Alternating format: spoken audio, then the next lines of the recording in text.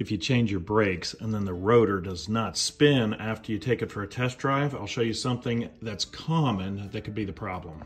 If you remove the caliper and then everything spins again, here's a few things you could look at. The guide pins would be the first thing to look at. If these things don't move, spin, or pull out, these things are seized. If the guide pins are stuck or seized, when the caliper closes in, it's gonna stay clamped. What's supposed to happen is everything will squeeze, stop the car, and then when you release, everything will relax.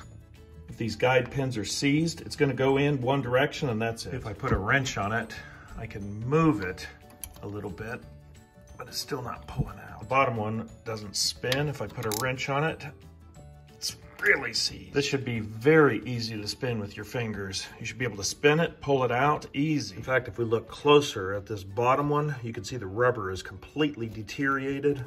All kinds of dirt, water probably got in here. We'll remove the rest of the caliper. This rubber boot is really in bad shape. I'll add a little penetrating fluid. With the breaker bar, I'm starting to feel it barely move. After letting it soak for a while, it's starting to move at least a little bit. Starting to move up and down a little bit. Just kind of tap it down, then pull it up. Wrench with a fulcrum, start to lift it up a little bit. Starting to see the pin now.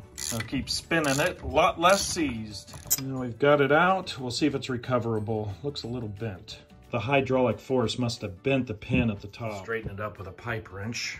Now that's a lot straighter. We'll clean everything up, then we'll polish it with some grease that'll glide real nice. We'll clean out the inside with some rubbing alcohol and a plastic straw. A wooden stick can also work really good. We replace the rubber boot. We'll put some grease on the pin. This is what a guide pin is supposed to do. We'll put everything back together. Put the brake pads in. We'll make sure everything moves back and forth nice and easy. Place the caliper back on. We'll test to make sure everything glides. First we'll spin it, press the brake.